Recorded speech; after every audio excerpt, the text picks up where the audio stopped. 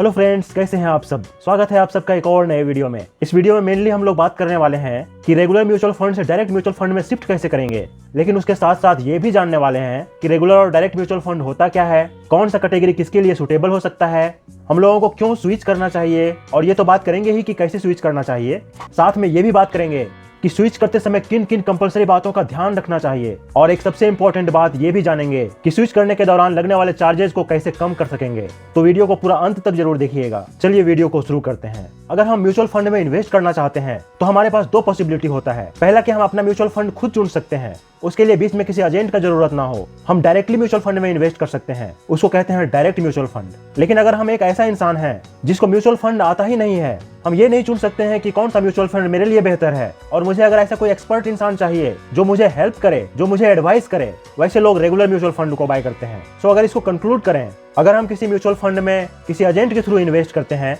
जो कुछ commission charges करता है, या फिर डायरेक्टली म्यूचुअल फंड में इन्वेस्ट करते हैं जिसमें बीच में कोई एजेंट नहीं होता है, और ये लॉन्ग टर्म में काफी बड़ा का अंतर भी ला देता है। यहाँ तक में आप ये बहुत क्लियरली समझ गए होंगे कि डायरेक्ट और रेगुलर म्यूचुअल फंड क्या होता है और कौन किसके लिए सुटेबल है। इसके लिए और भी डिटेल में जानना चाहते हैं तो मैं पहले वीडियो बना चुका हूँ, आई बटन में लिंक दिया हुआ है, आप वहां से क्लिक करके भी पूरा वीडियो देख सकते हैं। अब हम लोग बात करते हैं कि आखिर रेगुलर म्यूचुअल फंड से डायरेक्ट म्यूचुअल फंड में शिफ्ट क्यों करना चाहिए। ऐसे तो रेगुलर म्यूचुअल फंड और डायरेक्ट म्यूचुअल फंड में एक्सपेंस रेशियो का कंपेयर किया जाए तो डायरेक्ट म्यूचुअल फंड के कंपैरिजन में रेगुलर म्यूचुअल फंड में 1% से 1.5% तक ज्यादा एक्सपेंस रेशियो लगता है। अब कई सारे लोग ये भी कहेंगे कि 1-1.5% में क्या ही हो जाएगा, तो क्या हो जाएगा ना, वो भी हम लोग यहाँ देखेंगे। और अगर आप डायरेक्ट म्यूचुअल फंड चुनते हैं तो क्योंकि बीच में कोई एजेंट नहीं होगा, आपको ये खुद से डिसाइड करना पड़ेगा कि आपके लिए कौन सा म्यूचुअल फंड बेहतर है, और अगर आप इतना मेहनत करते हैं तो आपको कितना बड़ा रिवार्ड मिल सकता है, अभी आप वो भी देखेंगे। तो इसके लिए चलते हैं हम लोग कैलकुलेटर पर। यहाँ पर हम लोग 3000 रुपये पर मंथ का इन्वेस्ट कर रहे हैं, 15% हमारा एक्सपेक्टेड रिटर्न है और 30 साल के लिए इन्वेस्टेड है, तो हम लोगों का कॉर्पस हो जा रहा है 2,10,00,000 से ज्यादा। लेकिन अभी हम लोग बात किए ना कि रेगुलर फंड में 1 से 1.5% एक्सपेंस रेशियो ज्यादा लगता है, तो यहाँ पर हम लोग इसको 15% से 14% कर देते हैं। ये 14% हो गया, और आप यहाँ देख रहे हैं कि आपको सिर्फ 1,66,00,000 के आसपास मिलेगा। और आप यहाँ दोनों के बीच का अंतर देखेंगे तो यहाँ 40 लाख से ज्यादा का अंतर हो रहा है। यहाँ आपको ये जरूर क्लियर हो गया होगा कि डायरेक्ट फंड से रेगुलर फंड में क्यों शिफ्ट करना चाहिए।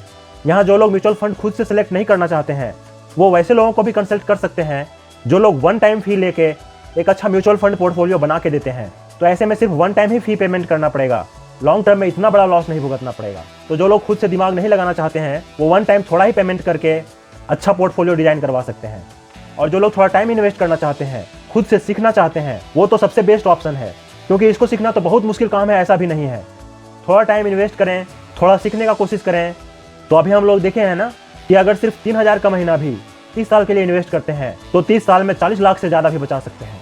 अब हम लोग बात करते हैं कि डायरेक्ट फंड से रेगुलर फंड में स्विच कैसे करना चाहिए। रेगुलर फंड से डायरेक्ट फंड में स्विच करने के लिए कोई भी ब्रोकर यूज कर सकते हैं। आजकल तो लगभग सभी ब्रोकर्स में ऑप्शन दे रखा है, क्योंकि सारे ब्रोकर्स पैन और आधार से लिंक होता है। तो आप जो भी ब्रोकर यूज करते हैं उसमें अगर ऑप्शन अवेलेबल है तो आप म्यूचुअल फंड को इंपोर्ट कर सकते हैं, और इंपोर्ट करने के बाद आपको आपके सारे डीमैट अकाउंट्स का म्यूचुअल फंड एक जगह दिखने लगेगा, और फिर आपको वहां स्विच ऑप्शन मिलेगा, और आप उस ऑप्शन को यूज करके डायरेक्ट म्यूचुअल फंड से रेगुलर म्यूचुअल फंड में स्विच कर सकते हैं। ये तो हुआ ब्रोकर्स के थ्रू। लेकिन कोई ब्रोकर्स ऐसे भी हैं जो अभी तक ये फैसिलिटी नहीं दिए हैं, तो उस केस में भी आप फंड को स्विच कर सकते हैं। उसके लिए आप यूज कर सकते हैं MF सेंट्रल। ये कैम्प्स और कैफिन टेक के द्वारा बनाया गया है, काफी ट्रस्टी है। इसके थ्रू भी आपका किसी भी डीमैट अकाउंट के थ्रू म्यूचुअल फंड में इन्वेस्ट किया गया पोर्टफोलियो आप ट्रैक भी कर सकते हैं और आप स्विच भी कर सकते हैं। MF सेंट्रल के साइट पर जाइएगा तो वहां लॉगिन करना होगा, और अगर आपका अकाउंट नहीं बना हुआ है तो बहुत ईजी स्टेप है, आप अपने पैन नंबर और मोबाइल नंबर को यूज करके अकाउंट क्रिएट कर सकते हैं, और तब लॉगिन करने के बाद आपको ट्रांजैक्ट ऑप्शन मिलेगा, और इसको क्लिक करने के बाद आपको स्विच ऑप्शन मिलेगा, और यहाँ से आप आसानी से रेगुलर म्यूचुअल फंड से डायरेक्ट म्यूचुअल फंड में स्विच कर सकते हैं। अब हम लोग बात करते हैं बहुत ही इंपॉर्टेंट बात की कि स्विच करते समय किन किन बातों का ध्यान रखना चाहिए। तो जब भी रेगुलर म्यूचुअल फंड से डायरेक्ट म्यूचुअल फंड में स्विच होता है तो पहले डायरेक्ट म्यूचुअल फंड का यूनिट्स रिडीम होता है, और उसके बाद उसी फंड का डायरेक्ट म्यूचुअल फंड में इन्वेस्ट किया जाता है। यहाँ पर एग्जिट लोड और कैपिटल गेन टैक्स का भी ध्यान रखना बहुत जरूरी होता है। इसके बारे में आगे हम लोग डिटेल्स में देखेंगे।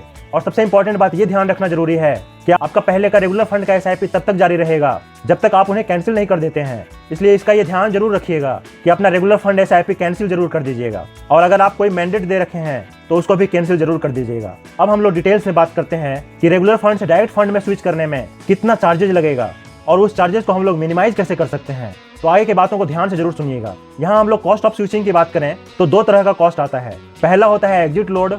एग्जिट का मतलब होता है कि अगर आप इन्वेस्टिंग शुरू करने से लगभग 1 साल से पहले रिडीम कर लेते हैं तो आपको एग्जिट लोड पे करना होता है, और ये अलग अलग फंड के केस में अलग अलग भी होता है। दूसरा होता है गवर्नमेंट टैक्सेस, और ये भी दो तरह का होता है, short term capital gain tax और long term capital gain tax. अगर आपका यूनिट्स 1 साल से कम के लिए होल्ड किया हुआ है तो आपको 20% का टैक्स लग जाएगा, और अगर आपका यूनिट्स 1 साल से ज्यादा के लिए होल्ड किया हुआ है तो आपको यहाँ पर 12.5% का टैक्स लगेगा, और ये तब लगेगा जब आपका 1 साल का प्रॉफिट 1,25,000 से ज्यादा का होगा।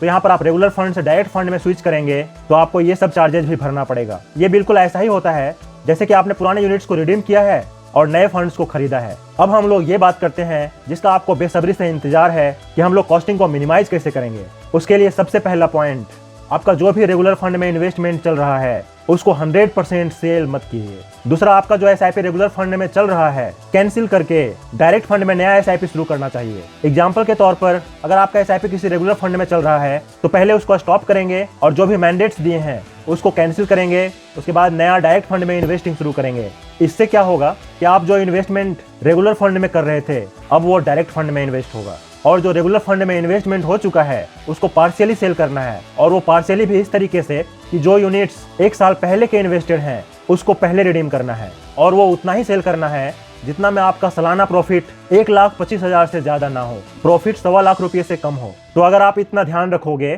तो आपका कॉस्टिंग जो पहले लगने वाला था उससे बहुत कम हो जाएगा, क्योंकि आपका यहाँ सालाना प्रॉफिट 1.25 लाख से कम का हो गया और इस पर आपको टैक्स नहीं लगेगा, यानी आपका कैपिटल गेन टैक्स तो बच जाएगा।